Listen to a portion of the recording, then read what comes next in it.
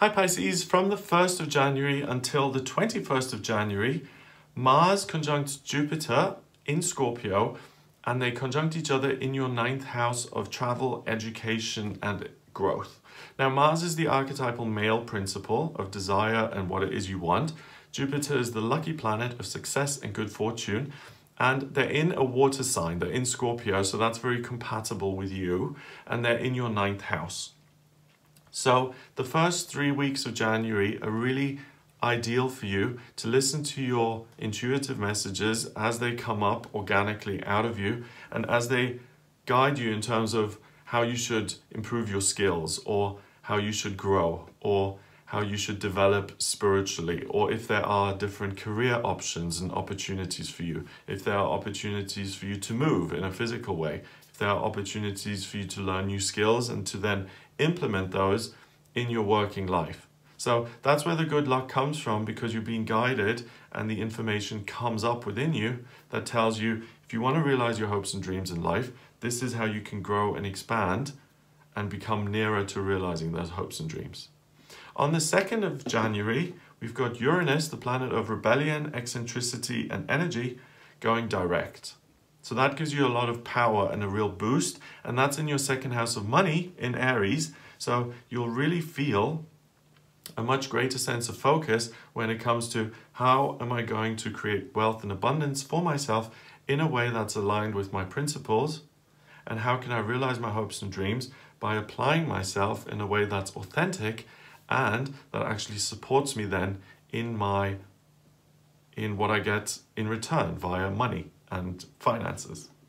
On the 2nd of January as well, we've got a full moon, which happens in Cancer, and I've made a separate video on this. It's a super moon, which means that it's 7 to 16% bigger than a regular full moon would be, and this happens in your 5th house of romance and relationships. So it forms a trine with Jupiter and Mars in your 9th. The insights that you're going to get aren't just going to be about career and development and learning and traveling. It's also going to be about how you can grow, in a sense, towards realizing your hopes and dreams when it comes to your love life and having a relationship that really works. So if you're single, pay attention to the messages that you get around the 1st and 2nd of January via this full moon. If you're in a relationship already, again, listen to the messages, because it's going to show you how to create more intimacy in your relationship. And it really allows you to manifest what it is you want on an emotional level in your life, so in those different areas, but with a particular focus on romance and partnerships. So out of all of the signs of the zodiac, the full moon really supports you the most when it comes to your love life and romance. Now, most of the energy this month in your chart is in your 11th house of hopes and dreams. You've got Saturn, the planet of structure and security. You've got Black Moon Lilith, which is the ego. You've got Venus, love and beauty. The transiting midheaven, which is about your work. The Sun, your identity. And Pluto, the planet of transformation, and they're all in Capricorn, the sign of the worker, in your 11th house.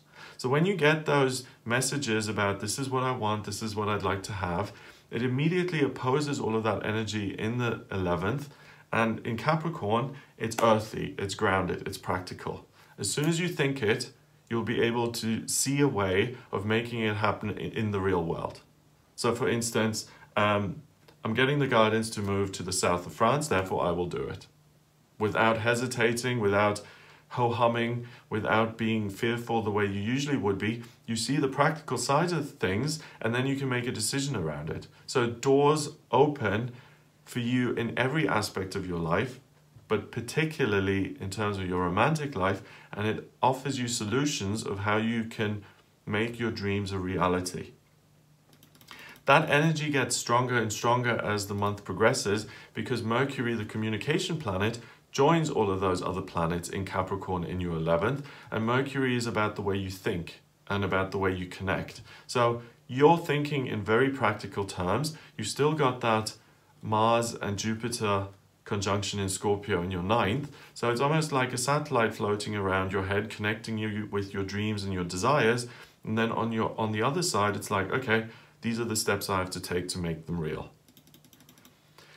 The new moon happens in Capricorn on the 17th of January, and it also happens in your 11th house of hopes and dreams. The new moon is when the sun and the moon conjunct each other, and the moon pulls in more energy, and it's pulling in Capricorn energy. So it gives you even more practical strength to take action and to realize what it is you want in life. So you're really going to get things done. Up until the 17th, 18th, you're super productive. Everything is about working on your dreams and making them a reality. So if you can dream it, think it, manifest it, take the action, 99.9% you're going to have success with it. You've got the Midas touch. Jupiter is good luck. All of that energy in your 11th means that if I can dream it within myself, first of all, I'm going to be shown the way to do it, and it'll be a success. Now, on the 18th of January, Venus leaves all of that sector and it goes into Aquarius in your 12th. Then on the 20th, the Sun follows suit. It goes into Aquarius in your 12th. And on the 23rd, the transiting midheaven, the work angle, goes into Aquarius in your 12th house of spirituality as well. So now the focus isn't just on realizing your hopes and dreams and working towards them. Now it's also about how are my hopes and dreams going to affect other people, and how can I be of service to others, and how can I not just think about my own desires and dreams, but what can I do that's going to benefit everybody.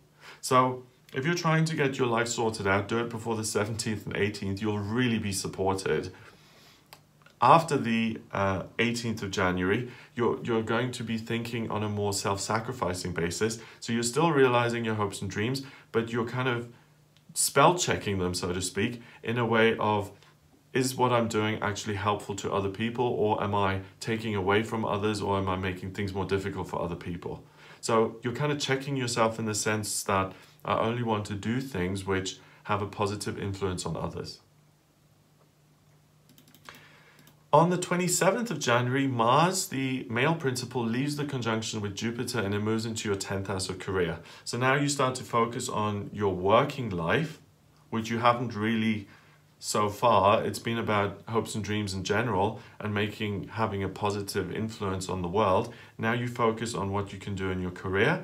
And on the 31st of January, we've got a total lunar eclipse in Leo at 11 degrees on the North Node, and that's a full moon in Leo. It's the second full moon of the month, so it's a blue moon.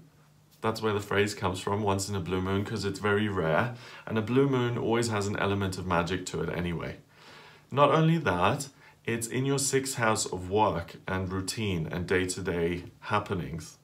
So you're going to feel really empowered and passionate about how you work, what it is you're working towards, does it help other people, what am I going to work at in the future? And because this full moon is on the North Node and it's an eclipse, it pulls that energy in, it's interrupted, and the effects of it last for about 6 months. So out of all of the signs of the zodiac, you Pisces are going to be the one who's going to find, or is going to be able to find, work and a way of making money and being productive that is a personal passion and desire that fills you with energy and joy, and that is of service to humanity and that helps people on a global level. And that fits with you Pisces because you're very self-sacrificing in nature anyway, so it makes sense that you would be given this gift. And the first 6 months of 2018 are about doing work that you find fun and that helps others as well rather than harms them, which is fabulous. So there's a lot of spiritual growth and development, the ability to manifest whatever it is you want, and at the end of the month, passion about work and how you can manifest work that's really a joy to you and a joy to other people. So that's what I get for you in January. If you'd like a private reading with me, then please get in touch via my website. It's gregoryscott.com. Click on the readings tab to order your reading. Please remember to subscribe to this YouTube channel, and I'll speak to you next month.